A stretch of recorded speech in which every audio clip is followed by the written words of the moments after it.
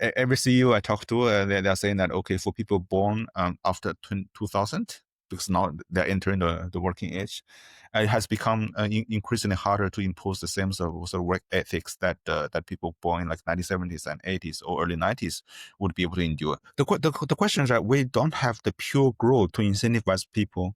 What else do you have to get people motivated? I mean, and to make people sort of honestly satisfied, but sort of happy with the lifestyle that they're living. So what else is there to drive people to make people comfortable, happy, and actually looking forward? So having hope for the future. Welcome to Brave. Learn from Southeast Asia's best tech leaders. Build the future, learn from our past, and stay human in between. No BS on success.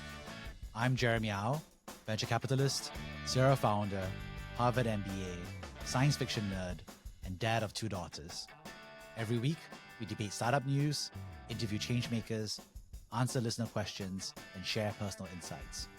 Join our movement of over 40,000 members and get transcripts, resources, and community at www.bravesea.com. Stay well and stay brave. Hey, Jianggan, really excited to have you on the show. We're going to be discussing over-competition or the crazy price war that keeps happening in China. It's quite strange because I'm so used to reading the American or Europe news where other companies are recording, like monopoly profit, price wars don't happen, and, stock markets are still at all-time highs, right? So, Jianggan, can you tell me what's going on? When I say over competition, to lots of friends of mine in China, that's daily life. And even last night, I was meeting a bunch of people doing smart wearable devices. And it just turned out that, okay, everybody was copying each other. And everybody has bought each other's hardware, dissected and said, okay, this is what we can copy. This is what we should, innovate to do it better than them. But the context of this is, I think this year, hundreds of tens of billions, maybe hundreds of billions of dollars are burned in subsidizing people's bubble tea and coffee. The copies are the top platforms in China: Meituan, Alibaba, and JD. So the whole thing started in February when JD, one of the largest and one of the more premium e-commerce platforms in China, decided to say that, okay, now we're not satisfied with just being an e-commerce platform. We want to enter food delivery. So the founder actually rode a e-bike to deliver food himself and went out for drinks with the delivery riders, etc. And then, of course, the incumbent Meituan, which owns like 70% of the market share, was forced to respond. But I think for a while they said, okay, JD is structured very differently. So for them to mount an offense in food delivery would be quite hard because that requires a lot of refined operations. Things took a turn in late April when Alibaba entered the show, and in July, Alibaba committed that they would invest 50 billion yuan into subsidies over the course of 1 year. And of course, Alibaba owned the second ranked food delivery platform called Ele.me in China, which historically had like 25 to 30% market share. But this time around, they threw in their biggest weapon, Taobao, right? Taobao is the daily app for shopping and everything. Even before this war, they had like 400 million daily active users. So they made a entry point on Taobao saying that hey, now you can buy everything like instant on Taobao. Food, bubble tea, sort of gadgets and stuff, everything will be delivered to you in 30 minutes. So hence the war started, and it has been bloody. Sorry, it has been bloody if you look at the financials of all the companies. I think Alibaba is announcing their financials as we speak in a couple hours. But when we look at JD, when we look at Meituan, they got their entire profit, which they have managed to build over the years, wiped out because of that. I think that's kind of crazy. And it feels like, of course, prisoner's dilemma, right? I mean, if everybody is throwing all this money and making all these pledges about subsidies, then it's very hard to be the person that first renders. So everybody's trapped in subsidizing. But it still doesn't solve this problem for me. I understand that now that they're committed, they have to fight each other to death a little bit. But how did they even get into it in the first place? Was it like there's so little avenues for growth, or do they really have to start a price war to win and fight each other? I think one theme for many platforms in China for the last couple of years since the pandemic is that, the overall consumption is relatively flat. It's not growing. I mean, it's growing modestly over quarter, but by and large, it's flat. So that causes a lot of people to look for new avenues for growth. I wouldn't say smarter ones, but there are a few which said, okay, let's tackle international markets, right? I mean, PDD launched Temu, which is now in like 80 plus countries. And TikTok also focused a lot of their sort of e-commerce efforts outside China. And Meituan is now trying to enter Brazil after Saudi Arabia. But domestically, you still see people trying to find a growth avenue. One key driver this time around was Meituan saying that, hey, we have built this instant fulfillment network, right? Whatever you order, food, drinks and stuff, we can deliver to you in 30 minutes. And we can use this network to sell goods. So the earset I'm wearing now, I bought it on Meituan, right? Because historically, when you try to buy something premium and you go to JD because it's same day delivery, next day delivery. But when somebody else says, okay, same price, but you get it in 30 to 40 minutes. So the calculations are very different. And obviously, since Meituan was going aggressively into instant retail of e-commerce goods, JD felt threatened. And that's probably why they entered food delivery to defend the mind share, right? Because historically, they've been telling customers, we are fast, we are premium. But now you have somebody else who is delivering even faster, and you want to make sure that the consumers don't switch. But somehow that triggered everybody jumping in saying that, okay, we feel threatened as well, and we need to make sure that we are in a space. And then, I don't know, once it started, it's hard to stop.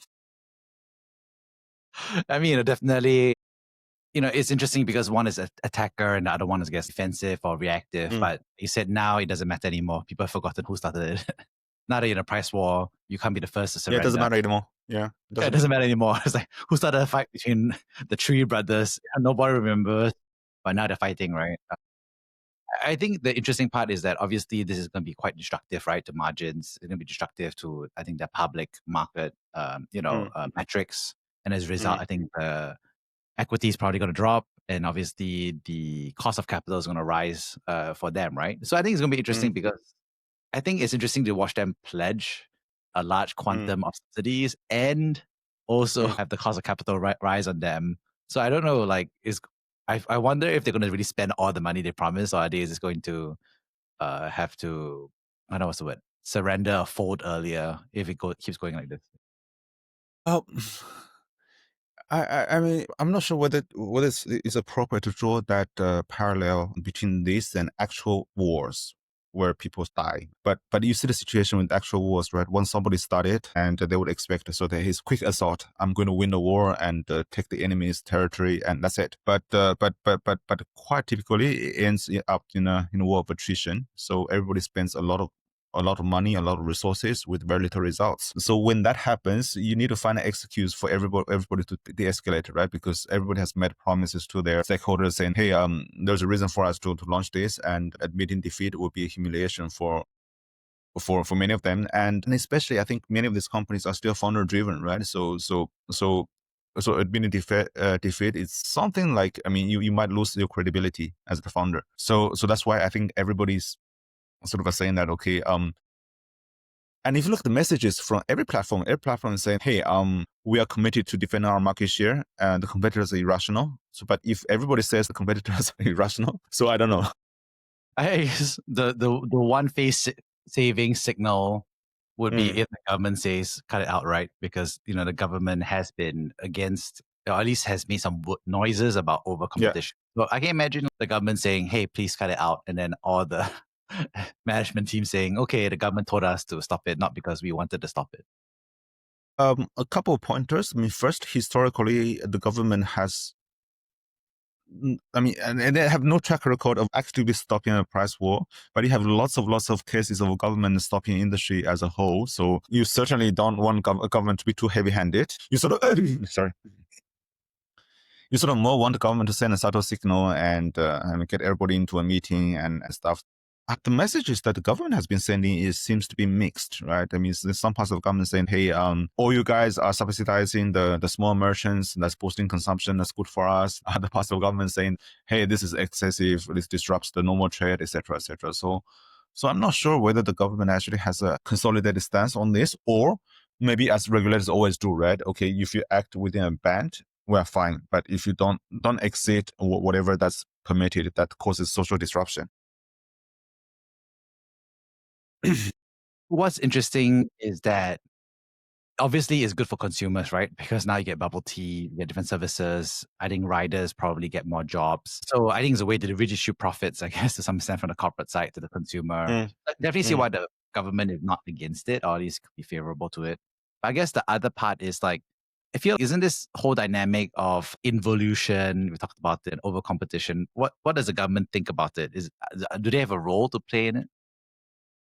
The government has been saying that they're firmly against involution. They're firmly against excessive competition for very little results. They're firmly against the 996 working culture. And they are sort of firmly pro giving everybody, worker, a proper social security. So that has been the top line message for a long time. The challenge is, do I still have you? Yeah, I still have you. Okay. The challenge is that when it comes to implementation, there's so much complexity and so many nuances across different regions in China, across different sectors, across different sort of segments of the society. So that makes a lot of time specific government regulators, and they are very cautious about what they say, right? Because whatever they say, that impacts, and they might have to be responsible for that. So historically, until there's like a paramount authority in the government saying, hey, we'll head this way. Otherwise, everybody's saying that, okay, we're setting the boundaries, please be safe. When you think about this, what's going to happen? You think it's which regulators or which bodies are most likely touching this conversation, at least on the quick delivery and instant commerce side? I would say that there are a lot of agencies which might get involved, and the foremost would be the state administration for market regulation. They are the ones which have coordinated, cross-agency collaboration in the past few years against. I hearing the sound. Yeah, sorry, what was I saying? I was asking we'll start again, but I asked the question about which regulators or who will be involved in that. Yeah. Oh yeah, so I think for the last few years, any regulatory effort against the large platforms would be handled by a joint effort by different regulators, because some of the platforms are so large that whatever they do, they touch different sort of segments of society and different industries. One of the main agencies which have been coordinating these efforts has been the State Administration for Market Regulation. But so far, they have not been sending any sort of clear signal of what exactly is allowed, what is not allowed. But they have been making the stance saying that we're anti-evolution. I personally think that if I'm a bureaucrat in a regulator, I don't want to be responsible for anything that might go sideways, right? I don't want to be seen as killing innovation. I don't want to be seen as, if everybody's happy getting five cups of free bubble tea a day, I don't want to be seen as the one stopping that. But on the other hand, they need to be seen as doing their job. So that's why you see a lot of statements and stuff, but not much actual sort of enforcement. When you think about this law enforcement, I guess not enforcement, it's probably going to be pulling people to have that reading and meeting and conversations. I guess the question I have is then probably what I'm hearing is that instead of one folding and the rest following it, it would probably be some sort of meeting, and then everybody will meet, and then everybody will do it simultaneously, roughly around the same time. So to me, that seems like the natural end state. It's just going to take a few more months for the regulators to shape up to it. I would think so. And of course, by the time we're recording this, it's a few days before the military parade in Beijing to celebrate the end of the Second World War. And this is a time that no regulator dares to do anything drastic, because anything that becomes public news that's negative before a staged government event in China, whoever who instigated that will be in lots of trouble. So I would imagine that things will stay status quo until this whole military parade is over. And then I think all the players are trying to de-escalate. I've seen them sort of going out in public interviews saying, okay, we're all against evolution. We're for a sort of healthy competitive environment. Everybody's saying that. The question is how. The question is who would provide that step for you to actually work down and de-escalate. So, this is not just happening in quick commerce, right? It's also happening for other verticals. Could you share more about that? It is. I mean, as I was saying in the beginning, in every single sector, people feel threatened about their competitors in the same space or in adjacent space. And so, for instance, I was talking about hardware, right? If I make a smart glass and everybody else is in the industry is forced to make a smart glass as well, and I'm not sure if you know this thing called Plot, the AI note taker, which you can attach to your phone. Yeah, I've heard. I mean, yes, I know cloud. I mean, you're talking about Amazon and cloud, right? Yeah. CLA. I'm talking PLAUD. It's a small device you can attach to your phone, and so it's linked to ChatGPT, and it sort of records all the conversation you have throughout the day, and at the end of the day, it gives you a daily summary. So there's a startup which did this and fairly successfully. They've sold a lot internationally, but within 6 months, you would have all the big companies, Alibaba, ByteDance, etc., all doing the same thing, and they have other like smart hardware companies doing the same thing. So if you have some innovation for a fairly large market, and the first day you make the innovation and people are like, wow, this is an amazing product, then you're going to have like what, 20% net margin. And within 6 months, that 20% becomes 5%. Within a year, that becomes 1%. So that's basically what's happening across all industries in China. And that is driving a lot of players to say that, okay, there's too much competition internally and let's get outside. So that's why you see from brands to internet platforms to retail companies over the last year and a half or 2 years, so many people are trying to come out. And I think you will be seeing more of this in the next 2 years, unless there's a drastic resurgence of consumption in China. I think what's interesting is that from a Southeast Asia, America perspective, a lot of these consumers or I'll say companies look at Chinese companies as very aggressive competitors. It's funny because the way you describe it is that these Chinese companies are actually refugees from the Chinese over competition rather than big, bad, state subsidized Chinese Terminator machines attacking Europe or Southeast Asian businesses. Obviously, there are a few industries which are strategic, which but basically grew big because of subsidy. So I think solar power is one. But I think just talking about subsidies is not the whole narrative, right? So what has happened is that the state gave subsidies for this industry to grow. But at some point in time, it gives the boost to escape the gravity, so that okay, the industry can take off, the whole ecosystem can form.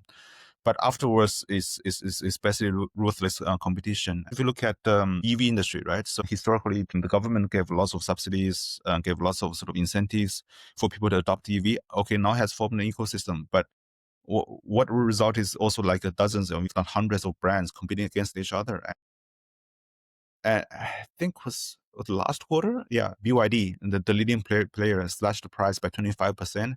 That caused the government to be in jitters. They said, look, if you are really that aggressive in pricing tactics, you are going to kill off all your competition. That's not something we want.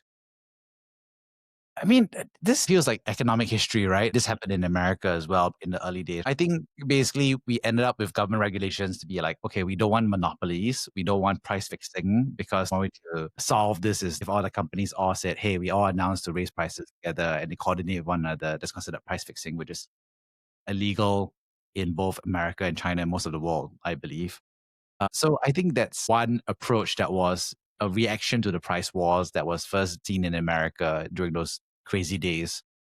I think what's a little bit different, if I was to add to this, is that Chinese provincial government subsidies and industrial policy is a much bigger component of this. So I think that's the part that I feel is a bit different from American economic history, right? Because Americans had perfect competition. I mean, that's what economists will say, right? Perfect competition, but that was very private driven. But it feels like China, there's a lot of industrial policy behind the scenes. So yeah, I think about 15 years ago, I already argued in a conference that that a lot of dynamics in China is because of the competition amongst the provinces, amongst the prefectures, and amongst the counties. And quite often you see situations saying that this county has identified this industry as a core industry. Then another county 100 miles away saying, hey, we want this industry as well. Then here goes the competition. Everybody's giving free land. Everybody's giving tax breaks for people in this industry. And when you multiply that, I mean, there are, 200 prefectures in China, close to 2,000 counties. So when all these people are competing against each other, first you start forming clusters, but second, you also see like excessive competition. And there's an argument that bureaucrats in China are evaluated by KPIs, which are usually the GDP growth of that county, right? So that was lots of incentives for them to compete against each other. When you set up that system, and that helps the initial sort of momentum for the economy to take off because of this competitive pressure. But at some point in time, for certain industries, it becomes too much, right? When everybody has competed the profits away, what do we do next? Yeah, I think it's quite interesting because in America there used to be this similar dynamic as well, right? But Boston used to be where all the first wave of hardware, the mini Yeah. computer boom in Boston Route 128 next to the Harvard MIT universities. It used to be the cluster, and then eventually got killed or taken over by Silicon Valley, right? Which was more open, more nimble. So obviously there was an interesting piece where one cluster gave way to the other cluster. Now Silicon Valley is number one in America. It's kind of interesting to hear you share that. So which clusters do you think are going to win in China? You think it's going to be the Shenzhen cluster? Obviously, there's a huge cluster. Which clusters do you think are going to be more likely to win and which might be more likely to struggle? No, I think as far as tech is concerned, I think Shenzhen and Hangzhou have and the surrounding areas have a very, very good inertia that they can tap on. They also have fairly liberal policies and government support.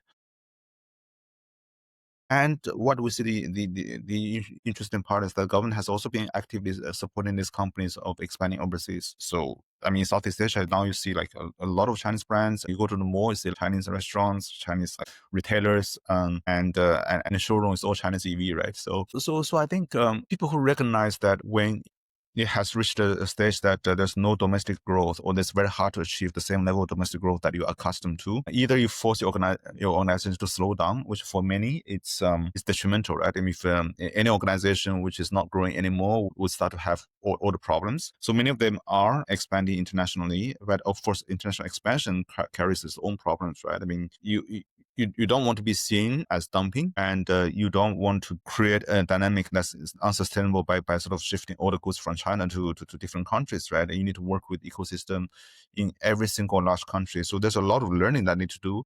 But I mean, what I'm confident is that a few of them, or quite a number of them, will figure out, I mean, how to create a sort of win-win situation with local partners, with the local ecosystem. But during the process, there will be a lot of disruption, as it has happened in many industries in China, right? Hundreds of players rushed in, and although only two of them will survive, but that creates huge disruptive force into any sort of value chain in any industry. So sounds like we should bet on Shenzhen and Hangzhou region for sure.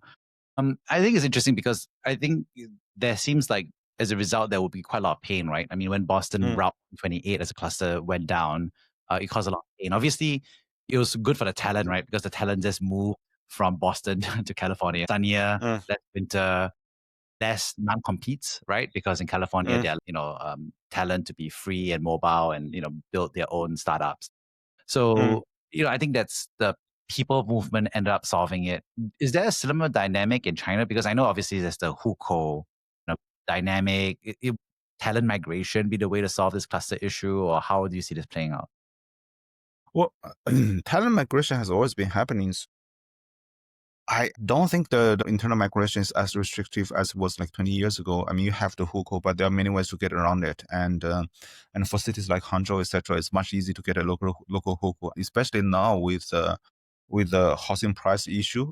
Governments are more sort of incentivized to give sort of more registrations to migrants so that they can take up housing. So I think that there are many things driving the migration, right? So for instance, a few years ago, a lot of friends of mine moved to, I mean, engineers. They moved from Beijing to Hangzhou, and for the pure reason that air in Hangzhou is better. But of course, you need to have like all these opportunities to take in all these people and make sure that they are still properly employed and they get income, they get a decent lifestyle. And now the question becomes interesting when all these companies are expanding overseas. I mean, historically, for the traditional companies, okay, they can send people because people can endure a lot of hardship. Going to a auto factory in